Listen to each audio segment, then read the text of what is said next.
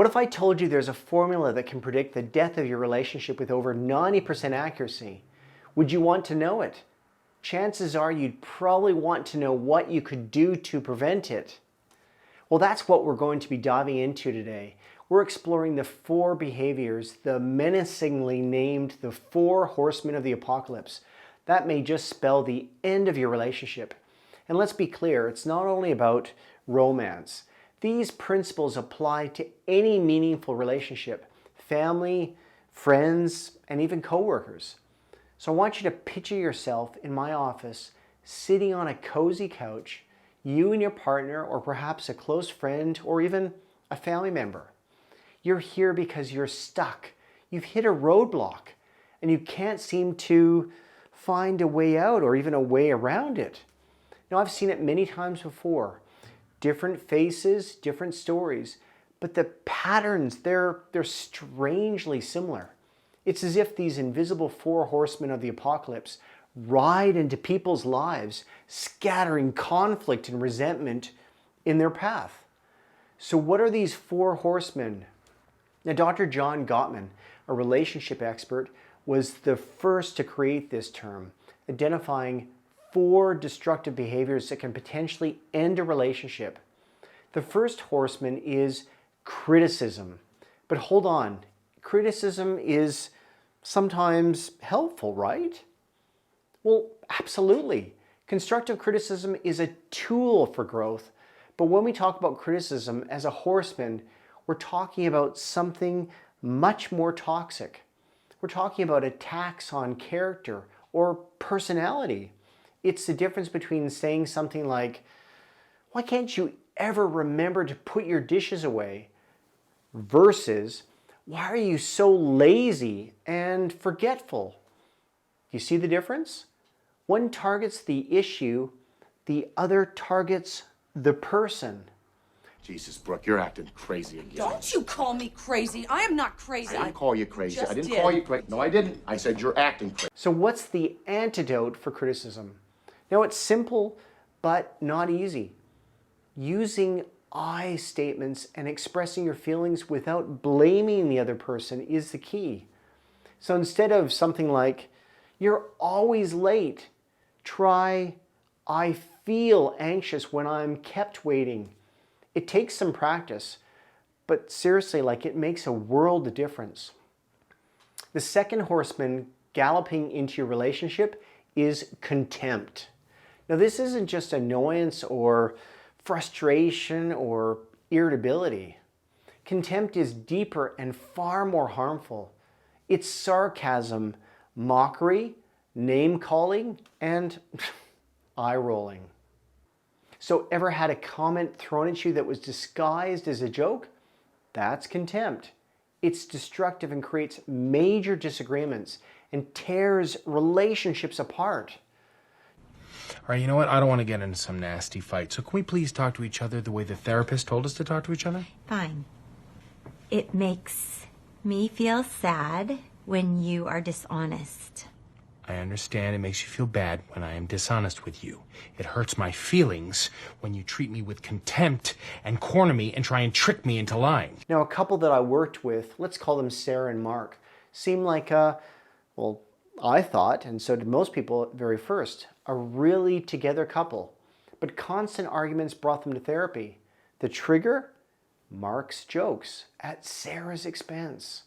He'd ridicule her cooking or career, passing them off as humor each time. But these were not harmless jabs. They were instances of contempt, leaving Sarah disrespected and undermining her confidence. Now, when I highlighted this, Mark decided to change. We introduced the concept of appreciation as an antidote to contempt.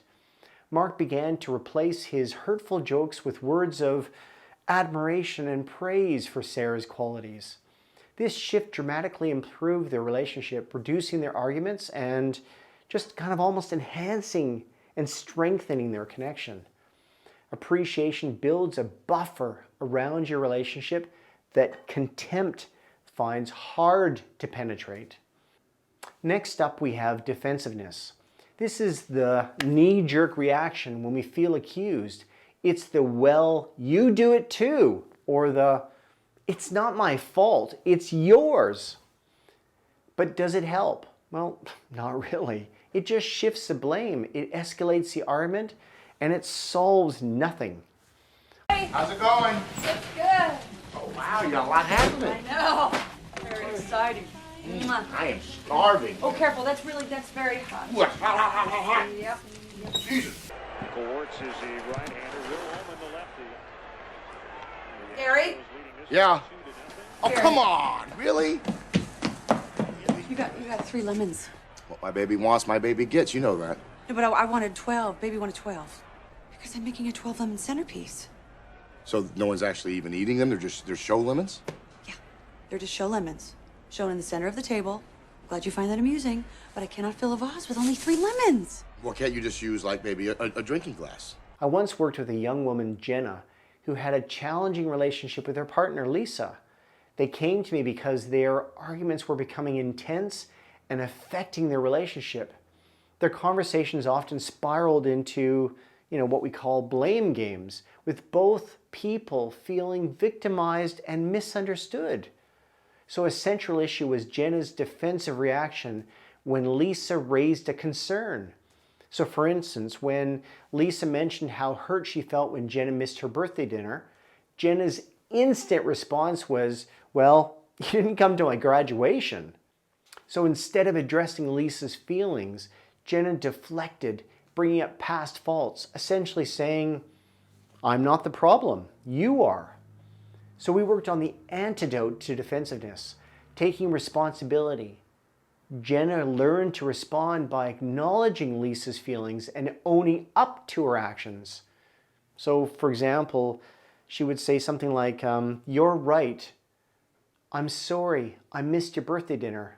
I understand it hurts you. This simple shift brought a profound change. Their arguments became less heated and their connection grew stronger. And Jenna's story perfectly illustrates how ceasing to be defensive and taking responsibility, effectively, it diffuses conflict and it strengthens the bonds and strengthens the relationships. The final horseman is stonewalling. Now, this is when someone withdraws from an interaction, shuts down, and just stops responding.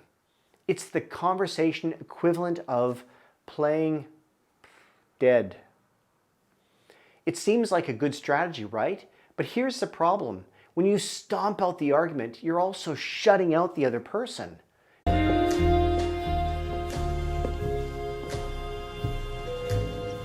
Hey. You all right?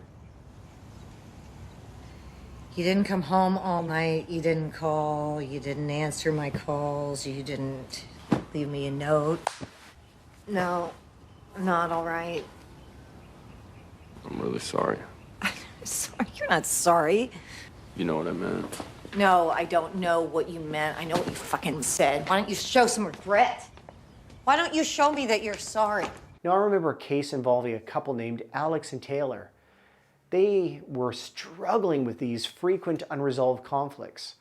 And during our sessions, it became apparent that Alex would stonewall or just shut down during heated arguments. Now, it was his way of dealing with conflict by not dealing with it. Now, when Taylor would bring up an issue, Alex would retreat into silence, disengaging from the conversation completely. He'd lock himself in his home office or just bury himself in a book, effectively shutting Taylor out.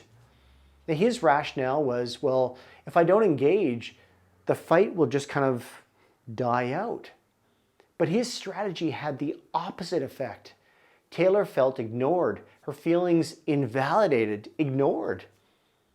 These issues remained unaddressed, leading to resentments and even more arguments.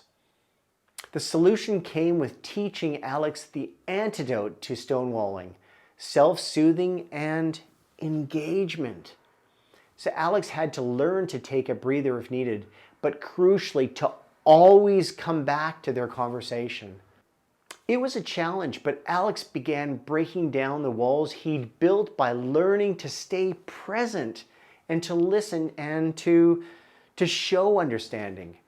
Now, this led to improved communication, less resentment, and also just like a healthier relationship overall.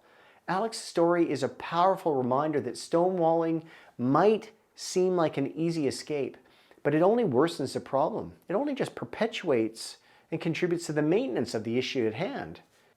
Even when it's tough, engagement is key to resolving conflicts and nurturing relationships.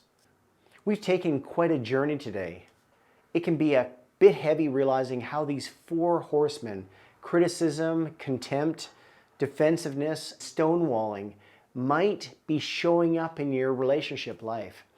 But the power lies in recognizing them, and more importantly, knowing you have the tools to combat them. Remember, it's not about never having conflict. Like seriously, conflict is natural. It's about how you manage that conflict. Will you let the horsemen trample all of your relationships, or will you use the antidotes and build a stronger, healthier bond? So I encourage you to pause the next time you feel the urge to criticize, show contempt, become defensive, or even stonewall. Reflect, choose a different path. You can change the course of your relationships to keep the horsemen at bay. Isn't that a power you'd like to wield? Now, until next time, keep building healthier, happier relationships. You've got this. Bye for now.